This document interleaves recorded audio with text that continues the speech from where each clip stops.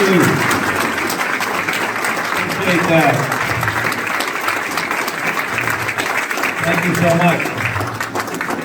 Demetrius called, he said, you want to come up to Stark County? I thought I was going to get inducted into the Hall of Fame.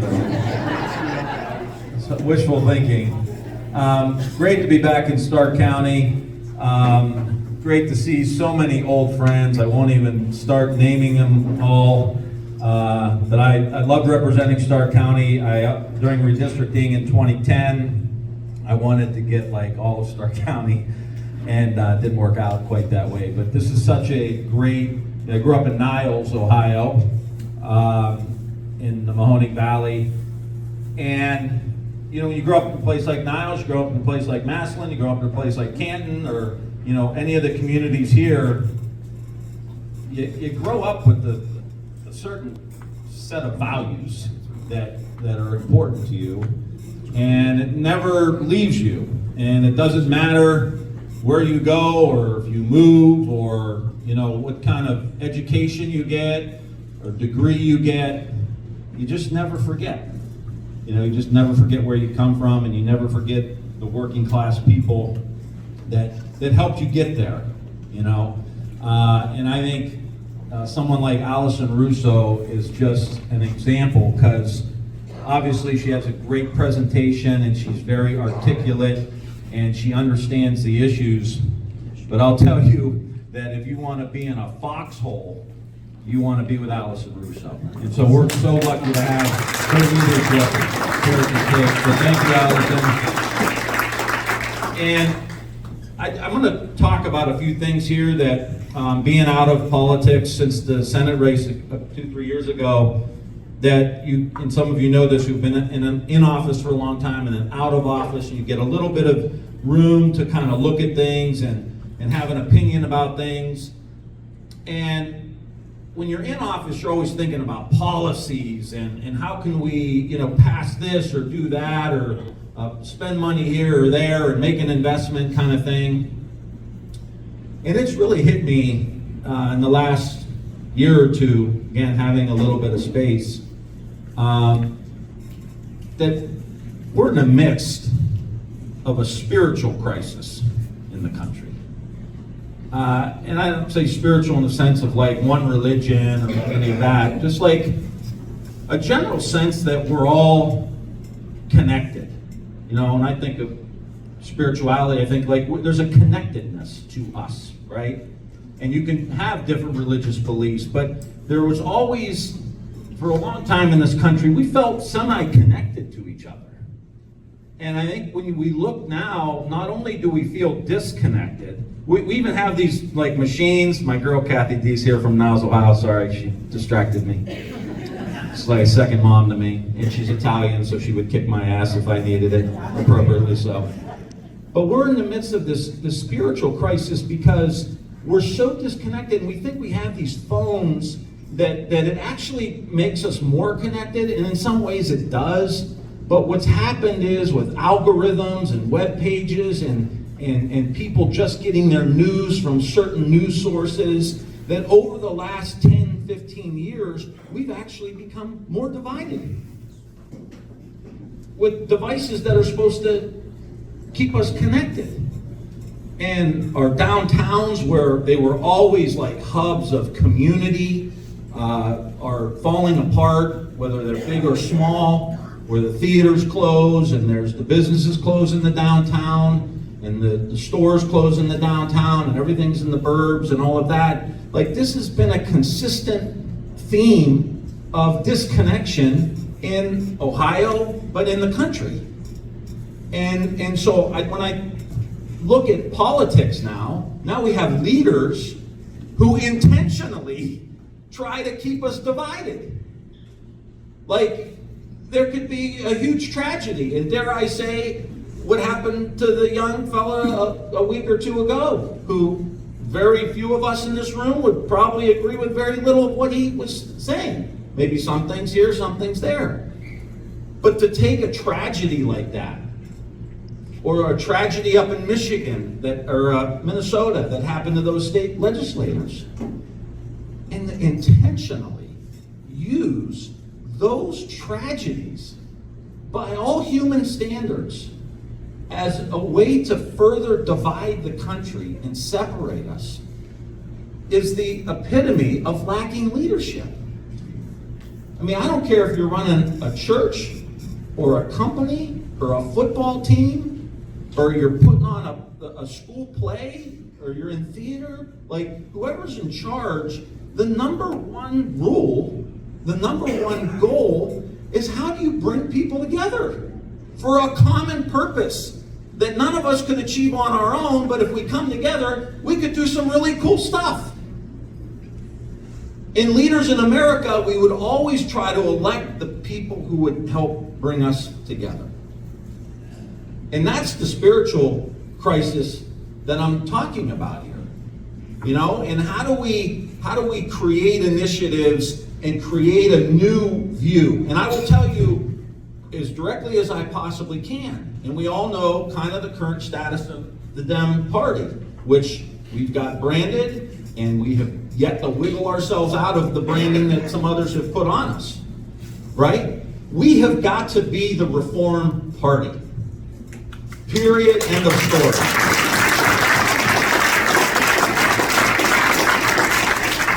Right? We've got to be the party, and I'm going to dig into my Catholic school background here and share with you my favorite Bible story was the cleansing of the temple. You remember the story about Jesus and the cleansing of the temple?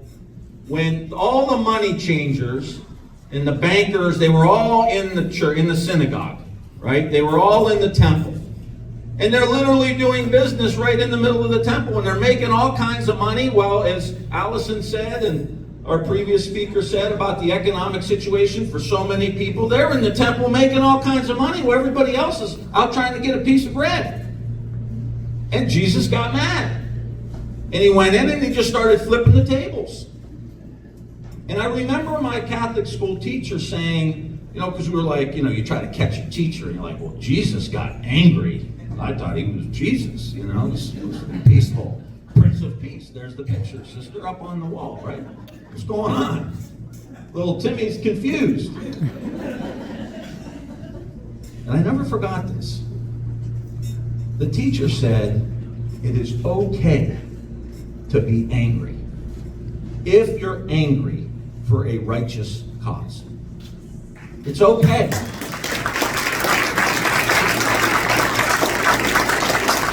And so, you don't want to live in anger, makes you sick, makes you do dumb things if you're in it too long. But that spark of like, I'm pissed, like this is wrong. And I think we need a little bit of that. Because what we're seeing here is a small group of people in the country. And just think about this. Tax cuts for billionaires, right? Food prices going up, energy prices going up, healthcare going up. And if you look at the projections for the next year, if you're looking at a graph, it goes like this for healthcare. It goes like this for energy. It goes like this for food. And policies coming to common people in common communities like the one we're in right now in Stark County that makes your food more expensive, your manufacturing more expensive with tariffs, and then you give the wealthiest people in the country a tax break because they somehow need more money, and it's going to trickle down into Massillon or Niles or Ravenna or Akron. Come on. Come on. Like, we don't need to hear this anymore. They've been trying this since 1980. It's yet to work for working class people. And so now it's our job as Democrats to say, we're the Reform Party, that's wrong, we have a different view of this and a different plan for you. And we understand what you're going through. And it doesn't mean that some of these issues around culture aren't important. They are. We're not asking anybody to change their views. But when you walk into rooms like this, all across the state of Ohio, and 80% of the people sitting in that room are up at night because they're not quite sure how they're going to make ends meet, and you're not talking about the first 10 issues on their list, and those 10 issues are my rent, my mortgage, my food, my health care, my electric bill, my car payment, my insurance is going up. How am I going to get my kid to college? I don't know what they're going to do. We have got to speak directly to those people in a passionate and direct way and say, we get it, we understand what you're going through.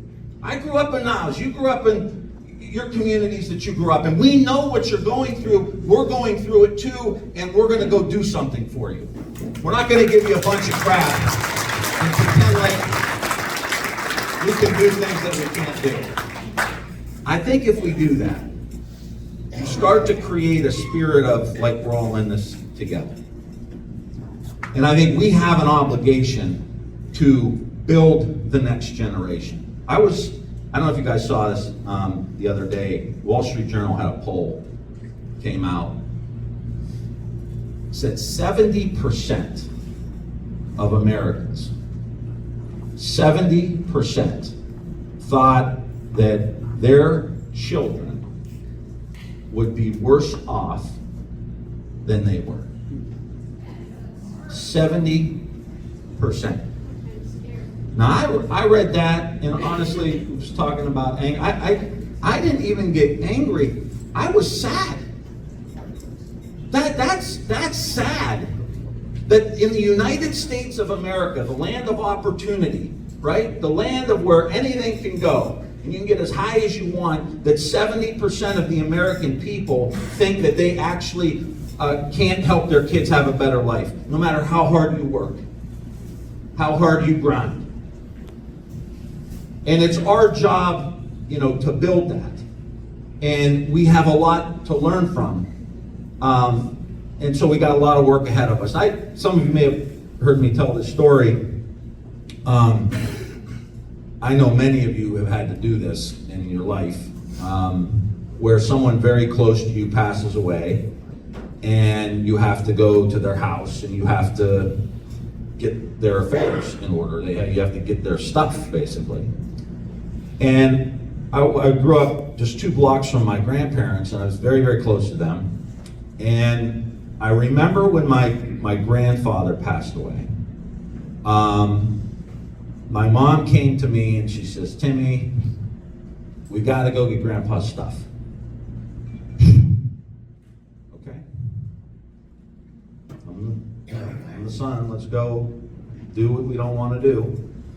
So we go down to my grandparents' house, and my grandfather had this little chair, like they all did, right? And he had his little newspaper area next to him, and it had like little shelving, whatever. And I remember going through, and I'm trying to get all the stuff out, and I see this book, and it's like a booklet, and on the top it's the history of Our Lady of Mount Carmel Church, which, that was our church. So I'm looking through it, and I'm crying and looking through it. And what do I see? I see a picture of my grandfather, much younger guy than I ever remembered, right? And he was in his work clothes, and he had like that, it was Italian guy, he had that immigrant hat on, that immigrant hat they would wear. And he's standing there, and I'm looking at the picture, and it says, underneath the picture, it says, John Rizzi, volunteer. I started crying again. That's my guy. And as I stared at the picture, I realized that he's standing in front of a half-built brick wall that I later found out that was a half-built brick wall that was soon to be Our Lady of Mount Carmel grade school that I went to. And when I think about that, I'm like, this man literally built my future. And the future for all those little Italian boys and girls in Niles, Ohio, who finally had a little Catholic elementary school to go to. Because my grandfather volunteered to build that thing. And you strip all this away of politics and the news and the UN speech and all this craziness that we see. Politics is about building things.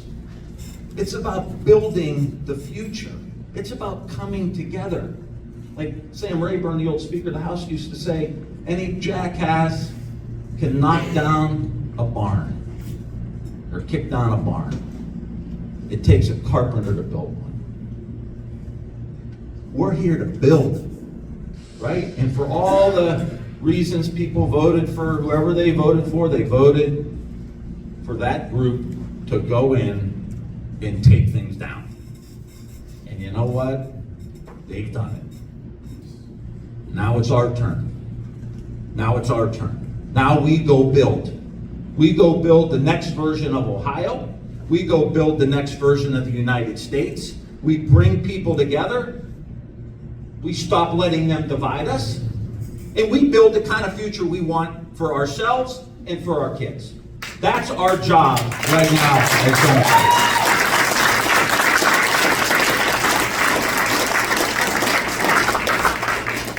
So this is to us, and I'm talking to myself as much as I'm talking to you right now. So don't think this is some kind of lecture, because I need to tell myself this stuff, okay? I have a buddy of mine who is a sports psychologist, okay? Cool dude, got the greatest job in America. Right now he works for the Bills, the Seahawks, and Vegas, the Vegas football team, Vegas Raiders. He does really high, like Olympic athletes and like people who do crazy stuff, rock climbers and stuff. He's the guy that teaches them how to think, right? So I was talking to him the other day, and he's telling me about one of the things, you ever hear of flow state? Like you can get in the flow, like in the zone, you could get in a high level of performance, right? And he was telling me, very interestingly, he says your mind can be three places. You can have three states of mind. You can have a negative mind, you can have a positive mind, or you can have no mind. Okay? And no mind is when you're in flow state, you're just doing it. Like you watch people on TV, play sports, you watch an actor, you watch a musician just up on there, they're just flowing, and it's amazing what happens when you get in the flow state. Negative mind, positive mind, no mind. And he said the interesting thing with our research is that you can't get to a flow state, you can't get to no mind from negative mind. So what he teaches these athletes and these rock climbers and people who jump out of planes and do all kinds of crazy things is how to keep themselves in a positive state of mind. So that they can, he said, you may not get in the flow state, but you have no chance of getting in the flow state if you're in a negative mind. And as a man who has spent my entire adult life in politics, I started to think about kind of where we are right now and how easy it is for us to get into a negative state of mind because shit's so negative, right? I mean, it's easy. That's how I talk to myself, just so you know. Right? So we've got to help each other. We've got to have a vision for the future. We've got to get excited about what we can do together because we've done it before, right? There was no Social Security, Medicare. There was no Medicaid, right? There were no huge infrastructure projects, right? There wasn't AI and advanced manufacturing. This is stuff we create as human beings. We have the potential. Kennedy said in this peace speech, our problems are man-made, and therefore they can be solved by man. And man can be as big as he wants. There is no problem of human destiny that man's reason and spirit can help us solve. It has helped us solve the seemingly unsolvable. And we believe we can do it again. We have to believe that. As negative as things are, as bad as the economy is, as hard as it is, a little piece of our time and talent has got to be spent building a new Ohio. Has to be. Because there are people outside of this room that we don't even know. And they may be the 2 million people that Allison mentioned that don't even vote. They're counting on somebody. somebody somewhere come help, provide some relief. You know, we see it in the illness in our country. We see it with mental health issues in our country. We see it with the suicide rate in labor halls, where suicide rates are higher than they've ever been. Farmers, suicide rates higher than they've ever been. Teen suicide rates. What are we doing? You know, what are we doing? We've created a society of hopelessness. And so we have got to inject the spirit. We've got to inject the energy. Because that's all people want, is a little bit of hope that things are going to be a little bit better. And there's no reason why Ohio, with our resources, our universities, our skilled workforce, our water, our downtowns that just need some polishing up, right, and some investment, and some leaders who care about actually working with local communities, not here to divide and show up at school board meetings just to start a fight. Let's sit down and figure out how we educate our kids. Not defund public schools, Mike, for God's sake. Right? That's not how we fix that.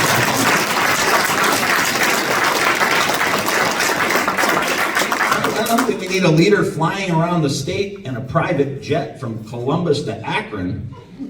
I mean, my God. You know, like, you don't want to go say hello to anybody in, like, Ashtabula, maybe? Like, on your way, stop and get some gas, shake a few hands? Like, my Lord. Like, we've got to provide that kind of leadership. We do. It's up to us. No one's going to do it. No one's going to do it. You know, on the dollar bill, there's a phrase, because I think it's important that we recognize where we are kind of in the grand scheme of things in history. And there's a phrase on the dollar bill that says, Novus Ordo Seclorum. It's a Latin phrase. And it means a new order for the ages. A new order for the ages. Imagine the audacity of a bunch of people, right, in 1776, 1789, thinking that we're going to put together a democracy, a democratic republic, and we're going to try to give people a voice so that the king's not in charge. A new order for the ages. And here's the trick. It's empowering us as citizens. The greatest title in this country is not president. It's not senator. It's not quarterback of the Super Bowl championship team, right? It's not congressman. It's citizen. It's citizen. We make this roll. And if we give up, if we sit on the sidelines, if we're negative, if we just let it roll, what happens is what's happening. You get a huge from the citizenry to a concentration of wealth at the top of people who write the rules and get everything they want. And here's why this is important. Because right now, with all of this technology that's rolling, right? What we're seeing is, again, if you're looking at a graph, you're seeing the communities that have money going like this, because they've got technology, they got access to broadband, they got access to good health care, they got really good schools, they pave their roads, they've got cops on the beat, right? It's all these communities going up, and it's only like 10% of the communities in the country. While everyone else is going to be stuck down here. So our job is to say, how are we going to get the other 85% of the people in the state plugged in? Don't they deserve hope? Don't they deserve opportunity? Don't their kids deserve a good school? Don't their kids deserve shop class in sports where you don't have to pay to play? Are they closing the schools down? The schools are falling apart. No support in the community. Teachers aren't getting paid what they need to get paid. Like, we have to fix that.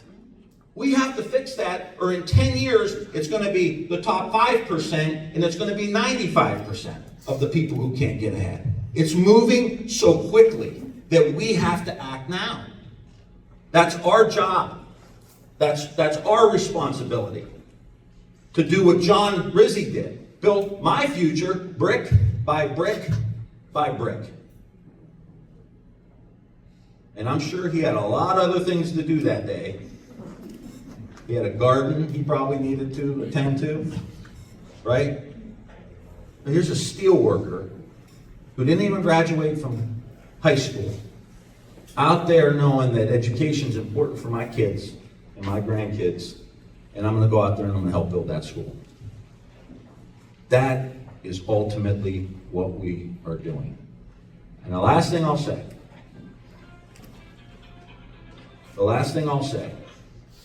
is that it is going to take a lot of work. Not just in politics or with Democrats, it's going to take a lot of work on our behalf to start having conversations with people, not putting people with their back against the wall. Like, I really don't care if you say, how are we going to fix the schools? I really don't care if it's a Democrat solution or a Republican solution. I just want to fix the damn schools. Right? And let's sit down and talk about how to do it.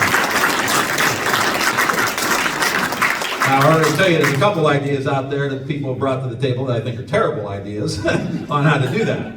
But on all of these issues, let's sit down and talk.